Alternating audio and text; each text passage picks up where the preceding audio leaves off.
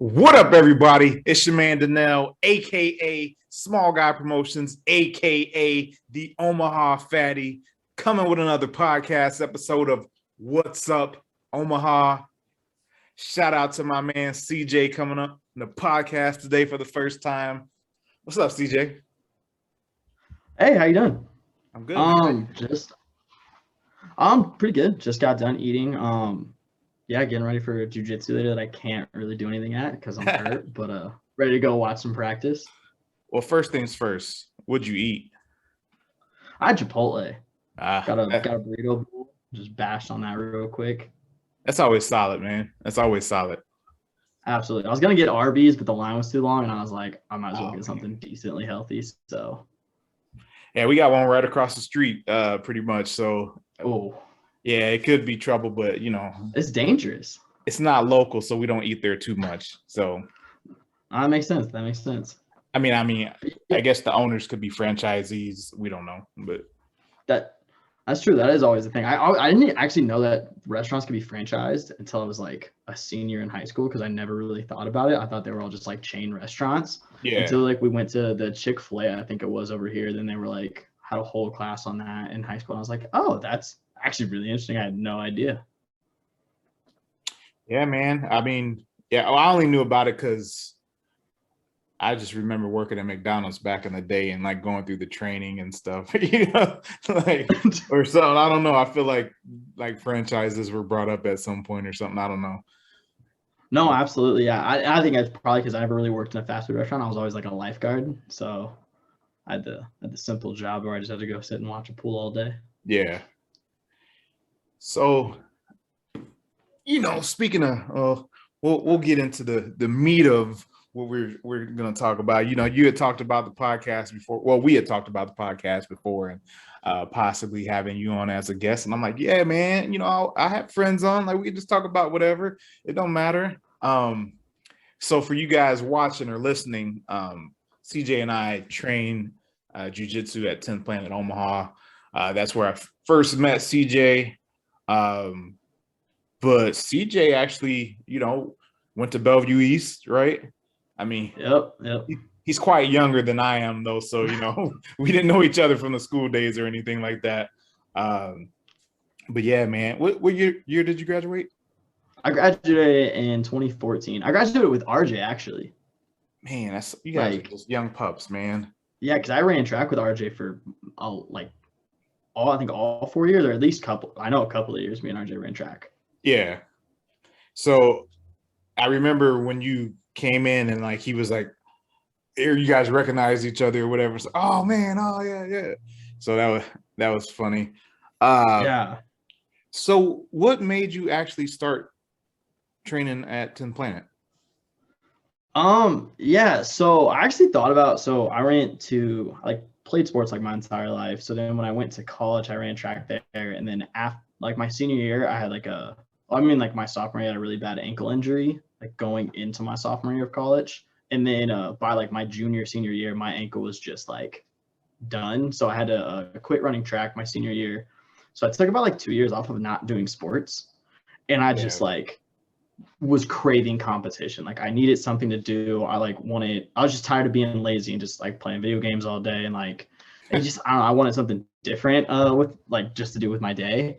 And like, I thought about doing kickboxing. Kickboxing was like the coolest thing I thought you could do, like throwing head kicks, getting punt, like all those things just sound super cool. And I watched a lot of UFC at the time, and like your favorite fighters are the people who are knocking people out and stuff like that.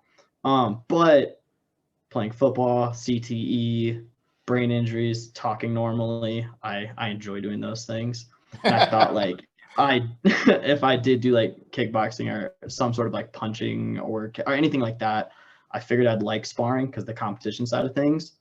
So then I was watching I assume plenty of people have done, watching like a Joe Rogan podcast, had Eddie Bravo on, was talking about 10th Planet. And then I was like, that kind of sounds cool. Like I'll try jiu-jitsu. Like it's not getting hit in the head or anything like that. So then I was like, that sounds cool. So I thought about going a couple times, but I was always like scared to, because it's an intimidating thing, like going into something like brand new, you don't know anybody. So then like one day I finally like gained up the courage and I was like, I'm just gonna go to a class. And I remember going to a 101 class, and during that 101 class, like I think it was Josh Todd was in the class, and he saw me doing like the push-ups. It was like a 101 class, so you're doing all the warm-ups, push-ups, and everything. And I could not get through like 25 push-ups. Like it was so bad. And he was talking to me after. He's like, I didn't think you like. This is 6 months after I've been doing jiu-jitsu. He's like, I didn't think you were gonna keep going. He's like, that first day, I figured you would just quit. And the only thing that made me keep going was the fact that I knew, like I've done enough sports in my life where I know the conditioning side of things always is gonna suck, but the actual sport itself is gonna be fun. So that made me keep going. And then, yeah, that's how I started. So pretty much a Joe Rogan podcast and not wanting to get hit in the head is what made me start doing jiu-jitsu. I will say Muay Thai, well, at least Muay Thai wasn't that bad. I mean, like nobody was getting rocked. I'd never been to a class where anybody was getting. I don't remember anybody getting any major damage doing Muay Thai at the dojo. I will say, probably not. I will say though, one time I got clipped real good underneath the wing, man. So like you watch MMA or like boxing or whatever, Muay Thai, and you see people and they get hit like with a body shot or something and they go down and you're like, oh man, that looked like it hurt. Well, one time we were sparring and I think I threw a punch out there. I must have had it out there too long and I got caught right underneath the wing, man. I couldn't take a body shot. Bro, I will never forget that because that day I was like, man, I have such a respect for people who strike because I had no control of my body, man. No control at all. All that happened was I threw that punch out there and I just remember getting hit and going and falling to my knees. Dude, I can't. I've seen there's a fight. I think it was Dan Hooker versus Edson Barboza, like in the UFC, and Edson just kicked Dan Hooker's body so many times. Like when I saw him fall, I was like, the first one I would have been done. Like, yeah, I don't see how you can train your ribs to just take punishment. Like, I feel like that's just kind of like you have it or you don't. Like, there's no like, I don't care if I have a 6-pack, if I have a beer, but like I feel like your organs cannot just take damage like multiple times to the body. That just sounds awful. Yeah.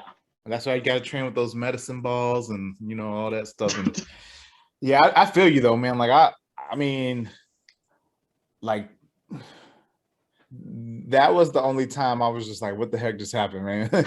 And it's crazy because it wasn't like I was injured or hurt. Like it just completely took the air out of my lungs. And like, my body reacted. And I was just like, like I was like a quarterback, man. like I was, I was like, I like not the same thing, but I remember one time I was like playing football in high school and I was holding the ball like, high and tight, but I was getting in the middle of a pile, so you had to like cover up the ball. And I remember like falling, like someone like pushed me in the back and I fell like face first and the ball like hit my diaphragm. And like, it's just like, I'm assuming it's the same ish feeling where you're just like, and you can't, like, you can't make words. You don't like, but your body, like everything else is working. You're just like, it's not, nothing else is responding. Yeah. Your system just shuts down, man. And like, I remember too, like right after it happened, I mean, after I hit my knees, like I was fine. Like I got right back up and we finished the round. Like it was just like a super temporary, just like, I got to catch my breath type of deal, man. I couldn't believe it, man. I had never been hit. So I can only imagine what it feels like if like somebody was going 100% and like hit you there or like in the kidneys or something. Oh man. Nope. Or imagine getting hit like more than once. Like if someone just like, if you like make that first wince and they're like, I'm just going to beat your body from now on. And you're just like, can you not like just take my head off at that point? Like, don't this is just painful down here. Yeah, man. No, I definitely, I don't think I would ever compete in MMA or like Muay Thai. No. Like, I just don't think, I'm not built for that. like you were saying, I've had like, and I don't know if any of like your friends asked this, but like, I know a lot of my friends outside of jiu-jitsu are like, oh, you do jiu-jitsu, like, you're gonna do MMA now? I'm like, no, like there is no want to get punched in the face. That's why I'm doing jiu-jitsu. If I wanted to get punched in the face, like I would have done a different martial art probably. Because like as much as I love jiu-jitsu, if I'm trying to explain jiu-jitsu to someone, like it doesn't sound as cool as what it is. Like you're like, oh yeah, I like go on mats and like wrestle like every day, and they're like, that seems weird though. And I'm like, I know, like it's just fun. Like I don't know how else to describe the thing. And then if I'm like, oh yeah, I do kickboxing, people are like, oh cool, like you like kick people in the face and stuff. Like I think it just sounds cooler. But yeah, getting punched in the face is like the last thing. Like even in jiu-jitsu, when you get kneed in the face occasionally, someone's like playing butterfly guard or like you zig, they zag or something like that. Like that is enough for me to go like, getting punched in the face is not my future endeavors. Not me, man. I'm the opposite. I'm like, come on. Like people are always like, oh, no. I'm like, no, keep going. Like, let's go. You do that because I've need you multiple times, and you're just like, keep going. I'm like, I'm sorry. Like, I'm like, don't. Yeah, don't. It's okay. I'm fine. Like, except for with the time that you slapped me. That's the only time.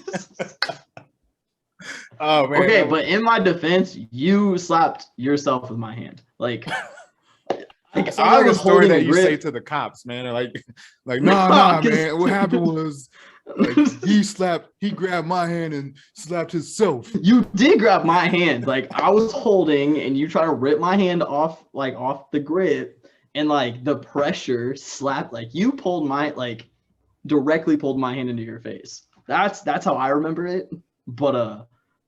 But I could be wrong. I mean, there were people watching, and they all thought it was pretty funny. Like I think that was the most reaction that we got all day. But, yeah, I keep saying, man, did I owe CJ money? Like, and it was a backhand. That's the whole thing. Like, it wasn't like an open hand. It was like a backhand. Like, it was so loud too. Yeah, man, that was so loud. That was so funny. That was like on a Saturday. That was like on an open mat. We're like, I think that was like I don't know, but I know people it was like a kids class before or something. Oh yeah, so that may have been like a Saturday, because I remember like there were parents like right. Oh, that was so funny though. That was a good time. Well, I'm saying that I'm not the one getting hit though. That was fine. Yeah, and the only reason I stopped then was because it was in my eye. Like if it just been like my nose, that was direct. I'm like, oh, what's up? No, this is what we're doing. This is the combat jiu-jitsu now, aren't we? Yeah. But no, man, that type of stuff happens, man. So I'm just, if I'm not like actually hurt, like I'm just like, no, man, like let's keep going, because you can reset or whatever. But it's like we're already right here, man. Like if I'm not actually, resetting in jiu-jitsu is always like the weirdest question to ask too, especially if like you're in a good spot. Because like I mean, I'm assuming we've all been in this boat where you're kind of in a good spot, and like kind of once you get a solidified position, you're like off the mat. Yeah. And then like, I mean, I've been on the bottom where it's like say it's like you or like Jason or someone like that, and I'll be off the mat, and then we get back up, and like I'm like, I am not letting you get this position. Like, we are starting from a neutral stance, because I'm like, I don't want to be there right now in a static position. But I mean, it's always like a weird question, because like I've been rolling with, I don't know, like Mr. J, like I said, or even like an upper belt like Kalen or someone like that. And I know I'll be in a dominant position, and they'll be getting off the mat, and we like go to reset. And I'm like, I get that. I get that spot, right? Like, all right, that's not going to happen again. Like, I know I'm not going to get there. You're like, dude, I had to work so hard to get that position, man. Absolutely. And you're like, you know how to get out of this. You've been here before. Like, I just started. Like, come on. Yeah. But yeah, because you've been training for how long? Oh man, it's been probably like 5 years, minus a year from COVID. But yeah, it's probably been about 5 years, because I think I got my blue belt after 3. Then I trained for about another year after that, because it was June of 2019, I think, when I got my blue, maybe. Oh, did you get your blue right before I joined then? Because I joined, I'm like coming on my 2 years right now. Yeah. Because I started like late, like either it was after Thanksgiving, or it was either after Thanksgiving or before Christmas when I started in 2019. Yeah, we got our blue belts at the 10-year anniversary in June of 2019. Okay. So yeah, you guys had like, because I remember when I first started, like Momo was there, and she'd been training for I think like 5 or 6 months before I got there, and Yeah. like because JP Bibbs, Slauson had just came back. Ryan was still there for like the first 2 weeks that I was there, and then Ryan left. Yeah. Yeah, because I joined when there was like a whole bunch of upper belts too. Yep. Yep. It's changed a bit. I mean, we do have a decent squad of blue belts, but I think we only have 4 or 5 purple belts right now. Yeah, because Kalen, Dalton, Dalton, Jake, Jake, Corey, Kyle. Oh yeah, and Kyle. Yeah. Kyle's a purple belt. Is there anybody else? Oh, Jason. Oh yeah, you're Jason. Well, yeah. Mr. J, yeah. Because in Brown, yeah, I guess, because yeah, we only have Matt's the only black belt, right? Or I mean, and Derek, obviously, but Didn't no and Warlock. No. oh, Warlock did get his black belt, yeah. No, I thought he got his brown belt. Is that what it was? Yeah. Wait. No, he should be a brown belt. Okay. Yeah. I could be really wrong. Yeah. Nope. You're right. You're right. It was Brown. Okay, it is his brown. Yeah, because I was like, I was trying to yeah, think. because then we have a yeah, because brown belts we have Justin. Yeah, him, Justin, and Gabe. Gabe, and then yeah, Warlock would be the other brown belt. So yeah. Yeah, I mean, I guess we have a good grip of like upper belts. I mean, it's not like we don't have only like blue belts. I mean, we do have a big group of blue belts. So like you guys are all kind of there because like you got it's Matt, you, Momo, Christian. There's 2 Matts. Yeah, there is 2 Matt. Wait, what other Matt? Matt Owings. Oh, Matt Owings. Yeah, because he hasn't been there in a while. He comes like here and there, like. Yeah, Matt, and then there's a bunch of new white belts. Like, yeah, that's one. Oh, and Jesse. Yeah, Jesse's there as a blue belt too. Eric. Eric. Nick. Yep. Nick. Christian. Who's Nick? Nick, the guy that I rode with on Sunday. Younger guy. Nick Smith. Buff guy. Oh, Nick. Yes. Okay. I was like, who is Nick? But yeah, Nick, and then yeah, we have a bunch of white belts, like including myself. I mean, there's new people every day coming in as. So well, and you know, being out there in Bellevue, one of the positives of that is, you know, the military base being right there, and you know, getting all those new people coming in. So hopefully we can keep them around, because like you said, sometimes when white belts come in or new people come in, and like they struggle those first couple of classes, man. Like you said, it's already tough to get to class. So when you struggle and one of the biggest things is when other people know what's going on and you're like the new one for the day or the week, and you're fresh to it and you're not sure, like you don't even know how to shrimp or whatever. It's intimidating, man. Learning how to shrimp and Granby were the 2 hardest things for me. Like, I could not figure out the shrimp whatsoever. And it was so frustrating because I was like, I feel like I should understand this simple concept. But I mean, it's just like your body has to learn how to move again. Like, it is like whenever I try to describe it to anybody as far as like the athletic part of it is like wrestling is its own thing. And like if you've wrestled, for sure, you have a great base for jiu-jitsu. But it's like you have to pretty much take all of what you were doing and sort of change it, because you can play on your back, you can be less aggressive, you can play a more slow paced style of jiu-jitsu, and it's like that goes so much against how wrestlers do their thing, where it's very much I'm going to do this is how it's going to happen, I'm going to finish this, like very, very forward mindset, where jiu-jitsu, like you have so many different paths to get to the next step. Yeah, man. And shoot, I don't even, bro, I don't think I would want to wrestle, man. I don't want to be slammed, bro. Like I see some of those wrestling matches and I'm like, ooh. Like, no, there's no way. I would hate that. Because, like, yeah, I'd hate to get slammed. I pull guard more often than not. Even if it's like a really big dude, I'm pulling guard 100%. I mean, not that it's like the best strategy by any stretch, because I don't play a very complex or good guard. I have very like, I'm just not gonna let you pass me, and I'm gonna hope you mess up before like you get on top, essentially. And that's my game to a T. But Yeah, I mean, I don't know. I've gone against wrestlers who like know how to pass, and that is a frustrating thing because if you try to stand up, you're screwed. Yeah. You sit, you're screwed. And like once like they get on top, you can't do anything because their top pressure is just so smashing and so relentless. It's not fun. Yeah, and it's like even if they don't know what they're doing as far as submissions go, like again, just their pressure and their base and just they are tough. Wrestlers are tough, man. Before I even did jiu-jitsu, I would always say that like wrestlers and farmers are like the strongest people. Like just, and then the wrestling farmer is like on a whole nother level.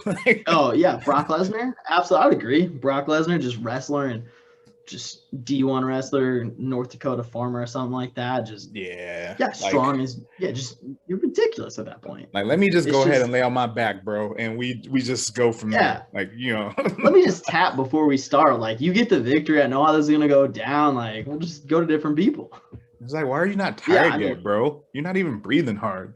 Like, oh my god, how did you when you first started? How was your breathing? Oh like, man, everybody's breathing is horrible. Everybody's breathing is horrible starting. It is the most like luckily like running track and it's completely different, but just like the constant like you have to kind of keep a pace of breathing. It like that helped me the most because it's like, okay, cool, I know when to breathe, I know how to do this, I know how to do that. But then like I remember the first day I like rolled with like JP and it was just suffocating. Yep. And I'm like, I know that I should breathe, but it's like you can't figure out how to do it because you're like trying to like don't finish me or you're just trying to protect something and like you forget to breathe. And it took me like, it took me a while to figure out now breathing. And now whenever I'm rolling with someone, if I ever hear like, I'm like, this is gonna go well. Yeah. I know that you're dying.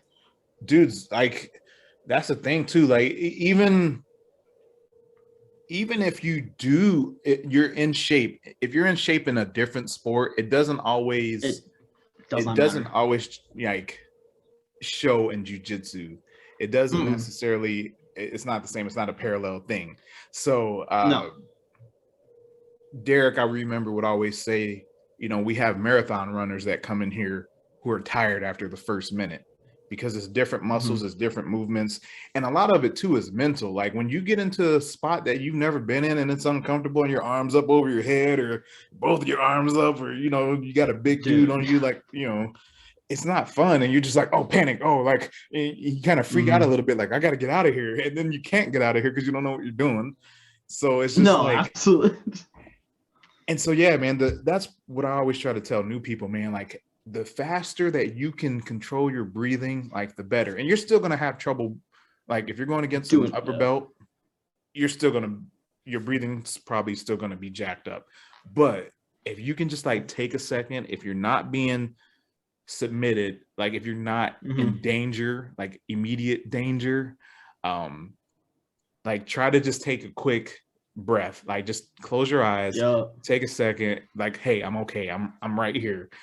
But yeah, that's the thing, man. And then the movements, you're so, a lot of people are uncoordinated when it comes to jiu-jitsu because they haven't done it before, and then you're like trying to muscle through everything when you don't really have to, and you're all tense, so you're breathing harder. Then they just work against each other. It's a catch-22. No, absolutely, yeah. Because you're like, you're tiring out your muscles and tiring out your like lungs, and you're just like, this isn't gonna go well because they're both gonna be tired in a second. Yep. And that's just like, that's like the worst. And I don't know if you've had this, but like when I first competed, my very first competition was a gi competition actually in Kansas City, and like that match, like I lost, but it was only a very small portion of the match, where I just got beat on like 3 different moves. And then once he like solidified that position, it was like went off points. And then like it was just, I was fighting from the bottom essentially. But after that, I went to a sub spectrum and I thought I was in phenomenal shape. Like I felt good, everything was good, and I was pulling guard every match. So like it didn't go well. The first one I didn't pull guard and I got just tossed by this huge dude. And I was doing absolutes, and after that I'm not on absolutes. I've never done it until I get good.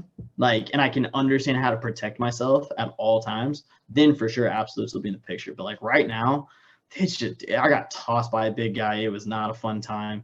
And it, like, I only did the no gi because by the time gi started, my back had tensed up so much that it was just super painful. And I was just like, I'm not going to compete well anyway. So like, let's just move on to the next day.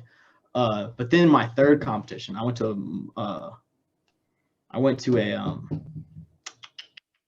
Grappling Industries that has the orange mats. Yeah, I went to a Grappling Industries, and the only match I won at the Subspectrum I'd been standing up for. Like, I wrestled to start out. So when I went to this match, I was like, all right, I have to start standing up. If I can take this person down, I'm going to win. And by the time I got to the last match, like, I didn't win every time, but like the matches I won, I did predominantly take them down, and like I was winning on that side of things. But my cardio was so shot because just the jiu-jitsu cardio is one thing. Wrestling cardio is a completely different monster where you're like constantly fainting, you're constantly going up, you're faking takedowns, getting back up, getting back down. And it's that change of pace, like, completely destroyed my lungs. And by the time we got to the mat, I was like, I'm so tired. Like, this isn't like, I don't even know what I'm doing right now. Like, and I don't know if, did you have that same issue or like same thing where like just the cardio from wrestling to like jiu-jitsu was different, or do you always just have that, like, you were okay with either one? No, I don't notice the difference, but it's different when you're competing too, because it's not just like you're rolling in the gym like just another day. So that in itself, that's why I think just a lot of it is really mental, and you have to tell yourself like, hey, I'm okay. So like when I get tired in practice, like when I came back, okay, so I was off for a year. When I came back, it was hard for me to roll 2 5-minute rounds in a row. So I would like take a round off, come back, take a round off. And then like now it's like at some point I was just like, you know what? I just got to keep rolling even if I'm tired. Like you just got to figure out how to get through it. And even if that means you are just playing bottom or whatever, as long as you're moving and like you're gradually improving, I think that's what it is, because you might be telling yourself that you're tired, but when you actually get into the middle of it and somebody's trying to choke you or whatever, like you find this energy to be able to move real quick. Especially if your pride's a little hurt and you're like, I don't want this guy to tap me. Like, I don't know if you have those people, but you're like, someone like you roll pretty hard with, and like, you know, you kind of go back and forth. Like if they get you in a position, you're like, I'm not letting you finish me. Like not today. Like unless I'm dying, I'm not tapping. And I know those people, like that energy hits and you're like, I'm fighting. Like it's just instant fight at that moment. And you're like, where was this 2 seconds ago? Like I would have not been in this position if this came up earlier. Dude, there is nothing more rewarding than like feeling like you're dead tired and then going against an upper belt. And I mean, you're still getting tired. And they're working with you, but they're like letting you work in your life. Yeah, but you're like, oh man, like I'm moving more than I was dead tired before we started rolling, but now that we locked up and we're all in the midst of it, like I'm not even thinking about being tired. Like I'm, you know, so it's cool. And that's why you just got to push yourself, man. Like it's, you know, again, it's gradual, but I don't remember there being a difference. You know, I do know if you get into a spot, man, especially if you take the other person down and you are tired, and me being, you know, what they call a bigger guy, you know, if I can get to a spot where I can just like lay on you for a moment or something, and like if you're underneath me and like you're working harder than I'm working. So 100%. Yeah, and that's a part of it too. You have to find those spots where you can actually take that breath and relax a little bit. So because I know I think the issue I had was like I was more anxious on the feet. Yep. Because you're like, especially if you're not a good wrestler or you've never wrestled before, it's like you're like, oh, I can't, and you don't want to like, you have this weird stutter for your like mind. I call it like a mind stutter kind of, because you're like thinking about shooting a takedown, but you're like, what if? And then you're like, what if I do this? And it's like you're playing this what if game where like the other guys like could just be looking at you like, bro, I'm a double leg you right now. Like there's like, you don't even know what's happening. Because I remember I told one of my coaches, I thought this dude had a great takedown. Like I was like, you didn't see like his level change. He was great. And I thought he did some special stuff with it. Nah, it was the most basic takedown ever. He just kind of like faked up and then just shot a double leg. Yeah. And it was like on camera because I was like trying to explain it what I saw. And I was like, oh, you guys don't understand. Like he went for this arm drag. He like was going to do this. And I was like banking on that. And then he went and it was like just perfect change. And my buddy's like, nah, dude, this is what happened. I got the recording of it. And it's just the most straight, just simple double leg. And you're like how did in my head, that looked different. Yeah, Yeah. like in my head, it looked different. Like I remember it's happening completely different. That's the way it goes, man. And again, just being uncomfortable. That's why we, jiu-jitsu is about getting comfortable in uncomfortable situations. So 100%. And that's another thing that I try to tell newer people, like, because it's frustrating, like it's intimidating.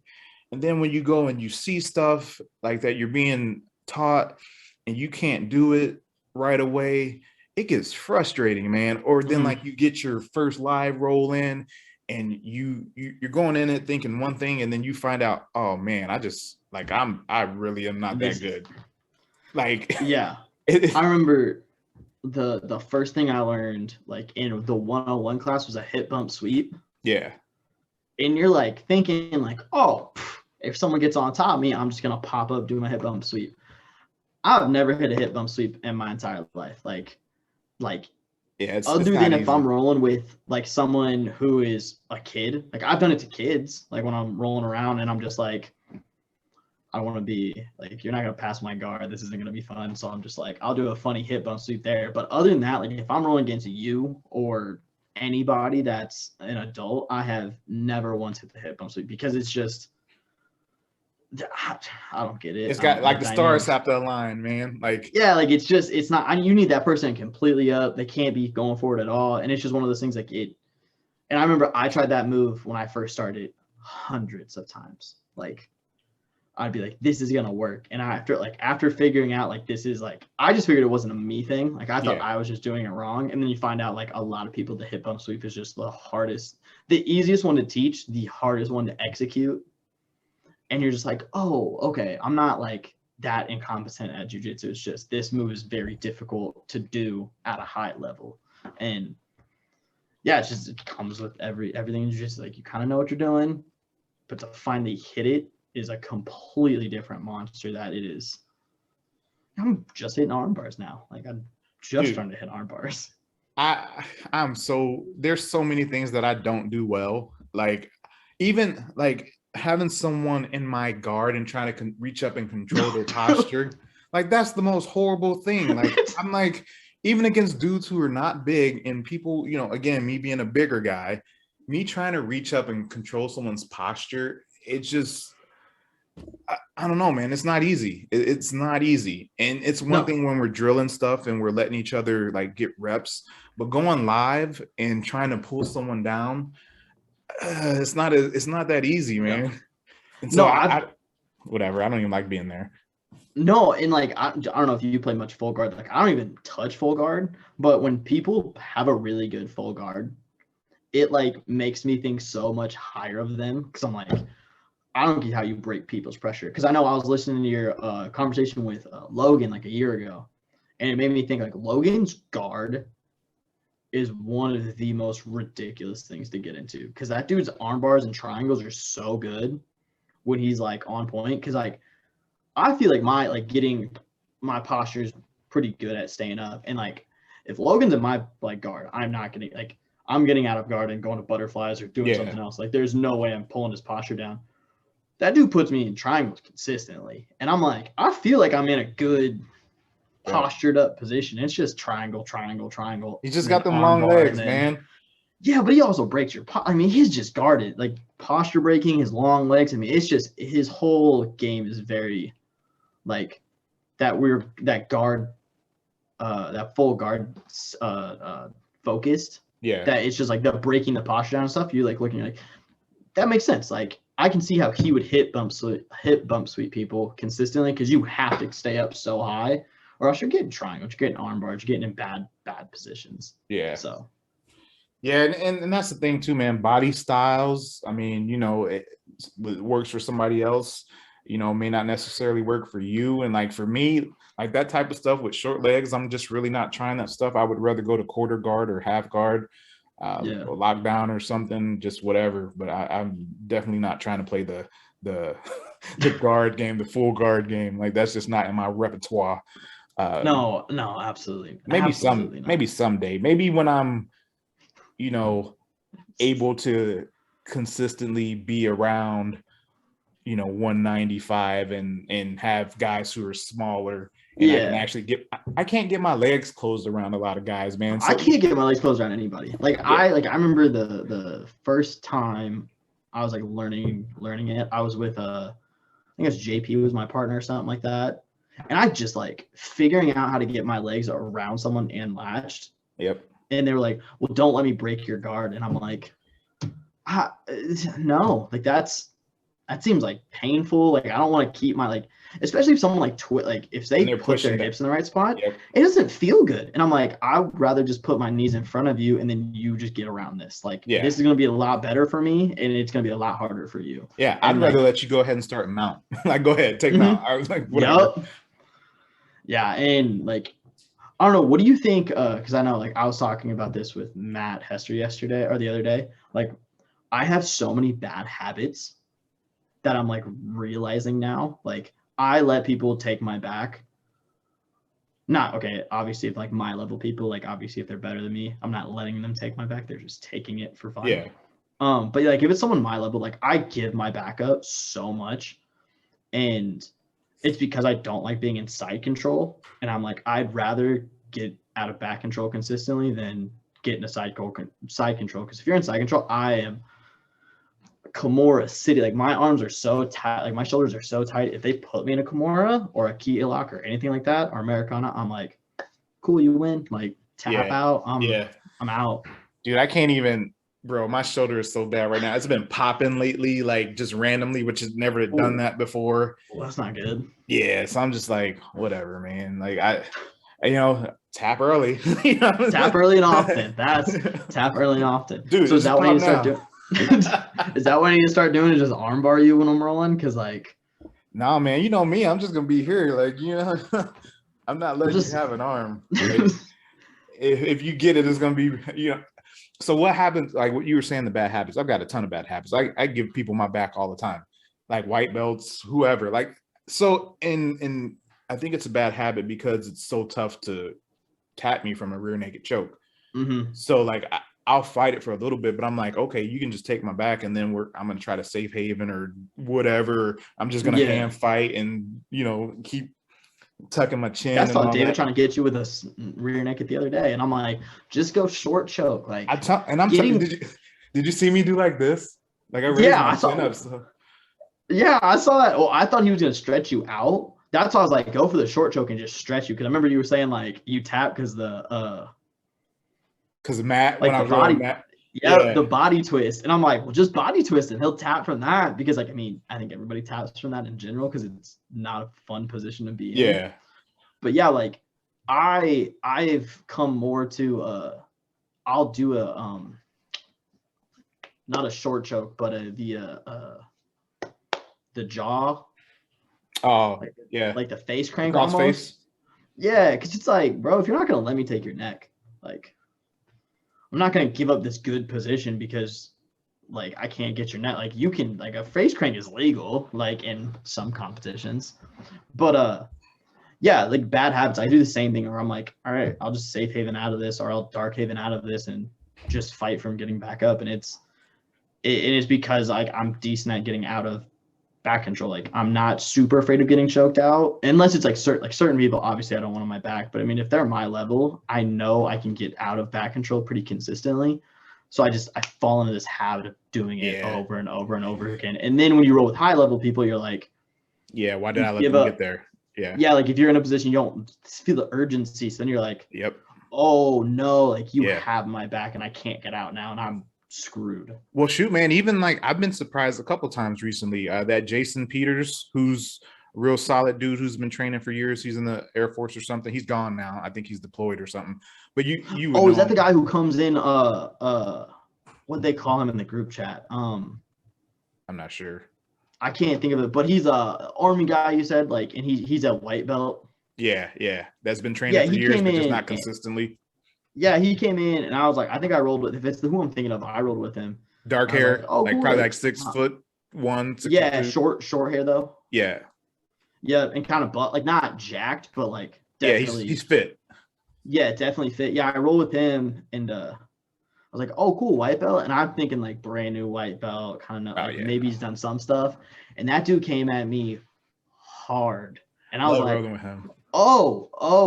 like, and it was like instant because like I'll play like a butterfly guard, and I'll kind of try to feel my opponent out, and it's like not that it's the practice, so I'm not super worried about it anyways. Yeah. But that dude passed my guard real quick and like straight to a Kimura, and I was like, okay, now we're gonna roll. Like I gotta like really put on my A game because I don't want that to happen consistently. And I mean, it was a good roll, but I mean, yeah, I was like, dude, you were very good at this. Like you know what's going on.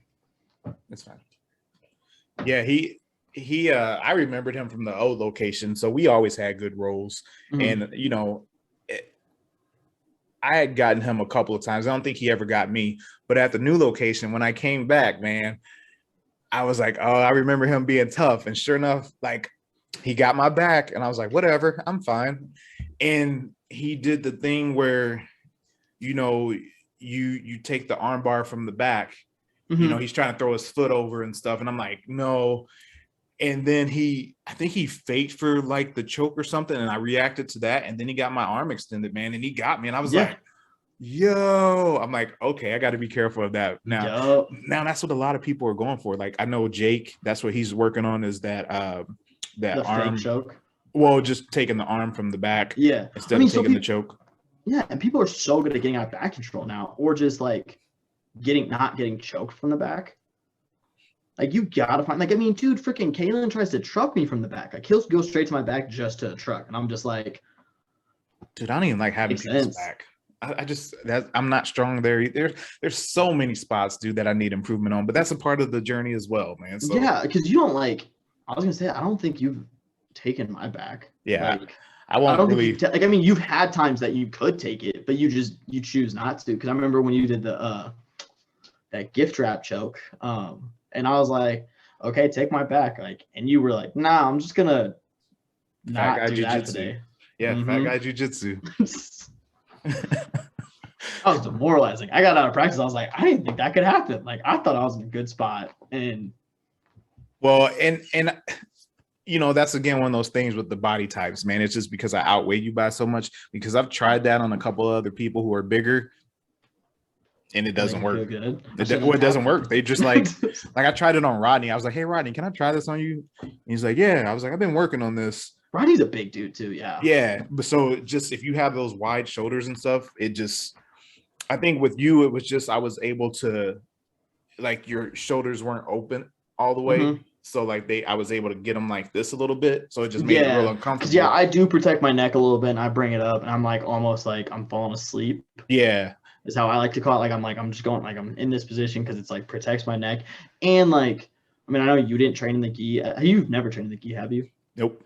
And like training the gi, like you realize like your neck is so vulnerable to so many things. So like the fact that when I'm doing no gi, I'm like take my arm, I'm cool with that, because like I know there's no gi for you to grab and like rip. Because I remember I would be good at protecting my neck in the gi, but it wasn't good at protecting my neck from a collar choke. Yeah. Oh yeah, man. That's because people would take collar chokes and just rip it, and you're just like, I'm choking. Like I thought I was safe, and all those grips consistently happen. No, thank you. I don't want any parts of it. That happened to my daughter one time.